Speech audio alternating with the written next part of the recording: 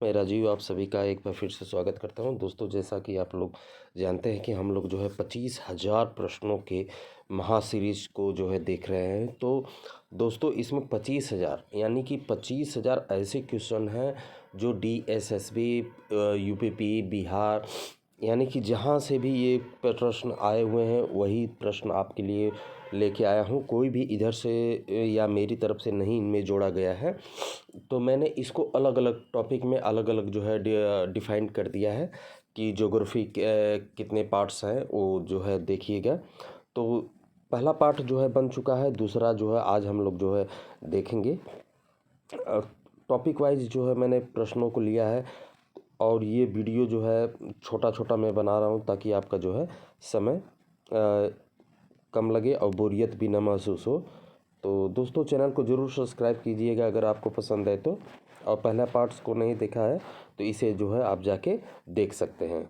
तो चलिए आज शुरू करते हैं। आज के जो है टोटल जो है 70 से 75 प्रश्न हैं, तो इनको हम लोग आज देख लेते हैं। तो आज मैंने जो है पृथ्वी का जो है टॉपिक लिया हुआ है। पृथ्वी से रिलेटिव कितना प्रश्न जो है हमारे बने हुए हैं, तो इनको देखते हैं। तो पहला प्रश्न आपके सामने है।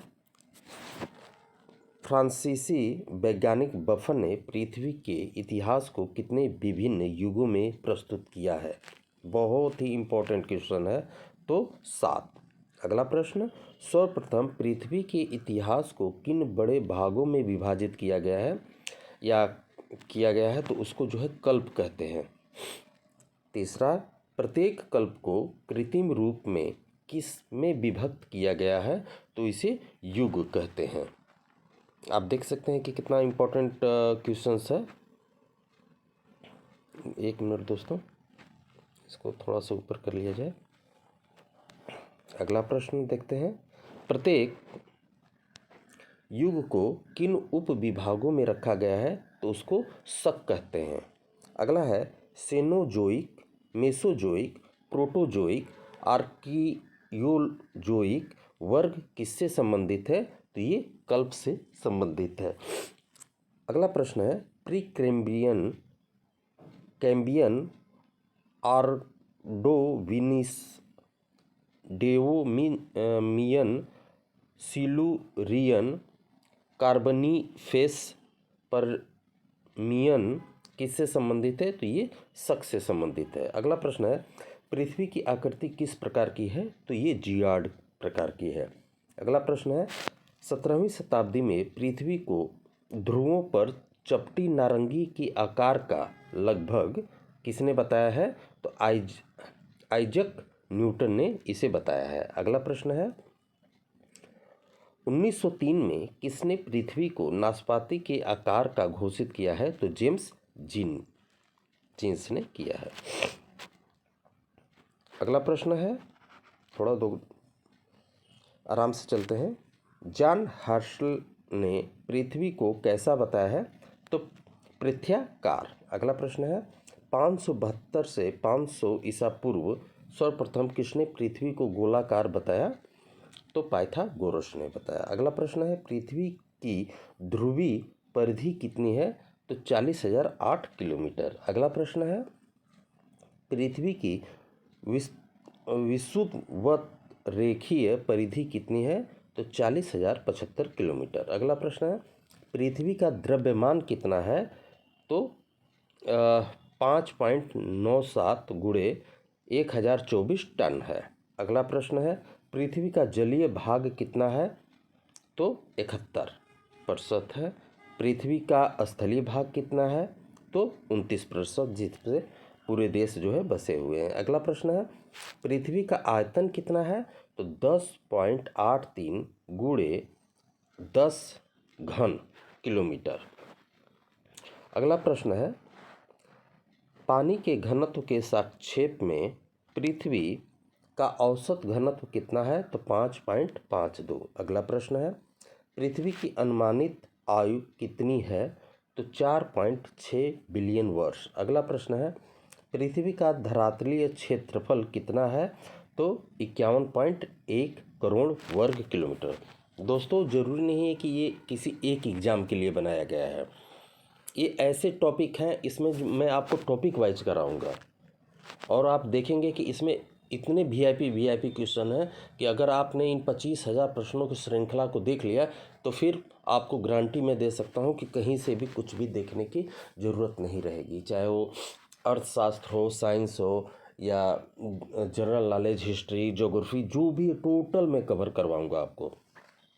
अगला प्रश्न है, पृथ्वी द्वारा सूर्य की पूर्ण परिक्रमा किया जाना किस गति का स्वरूप है? तो परिक्रमण गति का कारण है। अगला प्रश्न है, पृथ्वी की परिक्रमण गति को अन्य किस नाम से जाना जाता है?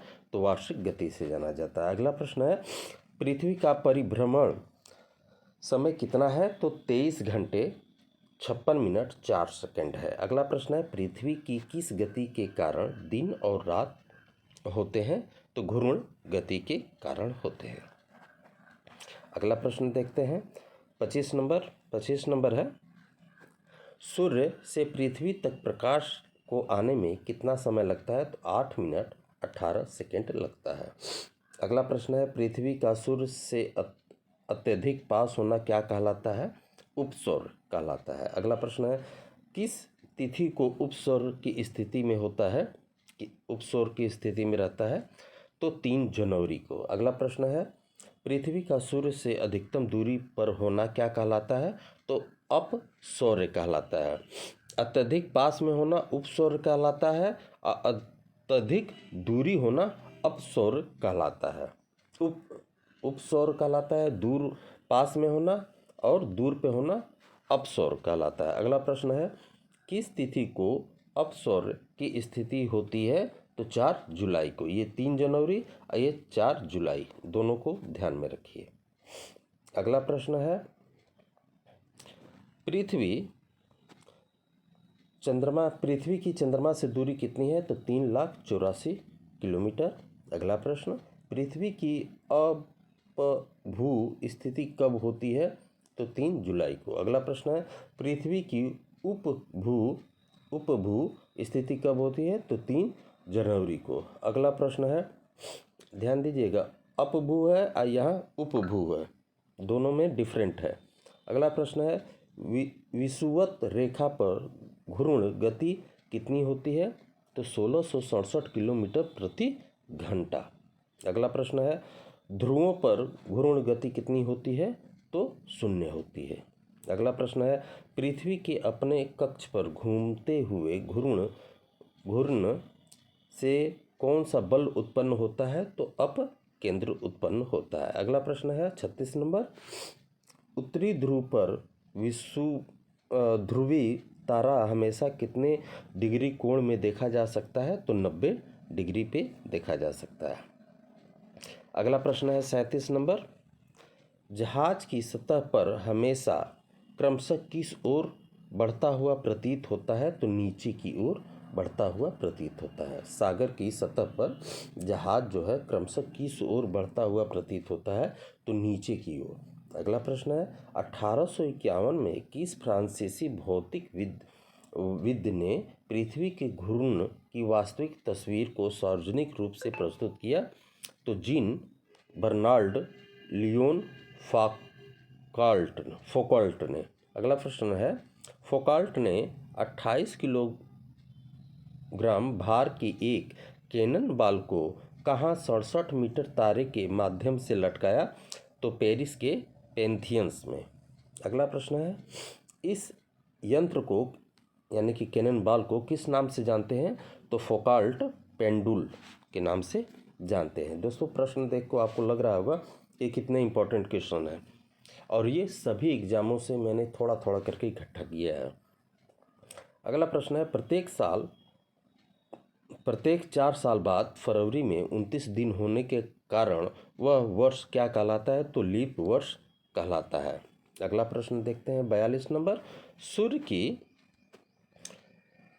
ऊंचाई में अंतर किस गति के प्रभाव स्वरूप होता है? तो परिक्रमण गति के कारण होता है। अगला प्रश्न है, ऋतु परिवर्तन होना किस गति का कारण है? तो वार्षिक गति का कारण है। अगला प्रश्न है, नक्षत्र दिवस कितनी अवधि का होता है? तो 23 घंटे 56 मिनट का होता है। अगला प्रश्न है, सूर्य दिवस की अवधि कितनी होती है? तो 24 घंटे। अगला प्रश्न है, 23 सितंबर वाली स्थिति को क्या कहा जाता है? तो शरद विषुव कहा जाता है। अगला प्रश्न है, 21 मार्च वाली स्थिति को क्या कहा जाता है? तो वसंत विषुव कहा जाता है। अगला प्रश्न है, कहाँ पर दिन और रात बराबर होते हैं? तो विषुवत रेखा पर बराबर होते हैं। अगला प्रश्न है, 360 डिग्री देशांतर पर कितने घंटे का अंतर आ जाता है? तो 24 घंटे का अंतर आ जाता है। अगला प्रश्न देखते हैं, किसी एक मानक समय वाले क्षेत्र को क्या कहा जाता है? तो समय जोन कहा जाता है। अगला प्रश्न है, पृथ्वी के 360 डिग्री को कितने जोन में विभाजित किया जाता है या किया गया है? तो 24। अगला प्रश्न है, पृथ्वी के उत्तरी और दक्षिणी ध्रुव के केंद्र से गुजरने वाली काल्पनिक रेखा क्या कहलाती है? अक्ष। अगला प्रश्न है, ग्रीनविच यानी कि लंदन से पूरब की तरफ जाने पर प्रति देशांतर कितना समय बढ़ता है? तो 4 मिनट बढ़ता है। अगला प्रश्न देखते हैं, थोड़ा दोस्तों जुकाम हो रखा है। अगला प्रश्न है, अलग अलग देशों अथवा स्थानों के समय को किस रूप में व्यक्त किया जाता है? तो प्लस माइनस UTC में व्यक्त किया जाता है। अगला प्रश्न है, अमेरिका में कितने समय जोन की व्यवस्था की गई है? तो 7। इम्पॉर्टेंट है, ध्यान रखिए। रूस में कितने समय जोन की व्यवस्था की गई है? 9। ऑस्ट्रेलिया में कितने समय जोन की व्यवस्था की गई है? 3। अगला प्रश्न है 58 नंबर, 82.5 82.1/2 पूर्वी देशांतर कहाँ से होकर गुजरती है? तो शंकरगढ़ किला जो कि मिर्ज़ापुर में है, इलाहाबाद के नज़दीक में है ये, अब नाम प्रयागराज हो गया है। अगला प्रश्न है, शंकरगढ़ से किसका निर्धारण होता है? तो भारतीय मानक समय यानी कि 5:30 जो हम कहते हैं वही है ये। अगला प्रश्न है, कितने समय में चंद्रमा पृथ्वी की एक परिक्रमा जो है पूरी करता है? तो लगभग 1 महीने में। अगला प्रश्न है, चंद्रमास लगभग कितने दिन का होता है? तो 29.5। अगला प्रश्न है, सबसे पुराना ज्ञात कैलेंडर कब का है? तो 80 ईसा पूर्व। अगला प्रश्न है, सबसे पहला यूरोपियन कैलेंडर किस पर आधारित था? तो चंद्र कलाओं पे। अगला प्रश्न है, एक वर्ष में कितने माह होते हैं? तो 12 माह 1/4 दिन यानी कि 12 महीने 6 घंटे, 6 चौका 24 यानी कि वही जो 4 साल बाद जो है 29 दिन का हो जाता है वही है। अगला प्रश्न है 66 नंबर, महीनों को ऋतु के अनुसार जो है व्यवस्थित करने का तर्क किसने दिया था? तो जूलियस सीजर ने। अगला प्रश्न है, जूलियन कैलेंडर कब से बनाया गया? तो 48 ईसा पूर्व। अगला प्रश्न है, ग्रेगोरियन कैलेंडर ग्रेट ब्रिटेन ने कब स्वीकार किया? तो 1752 में। अगला प्रश्न है, ग्रेगोरियन कैलेंडर को सोवियत रूस ने कब स्वीकार किया? 1918 में। अगला प्रश्न है, ग्रेगोरियन कैलेंडर ग्रीक ने कब स्वीकार किया? तो 1923 में।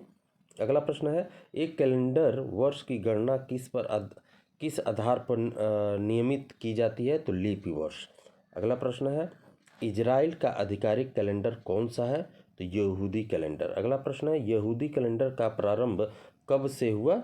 तो 3761 ईसा पूर्व। तो दोस्तों ये थे कुछ इम्पोर्टेंट प्रश्न। आई होप कि आपको पसंद आया होगा। मिलते हैं अगले वीडियो में। पसंद आए तो चैनल को जरूर सब्सक्राइब कीजिएगा। बने रहिए। धन्यवाद।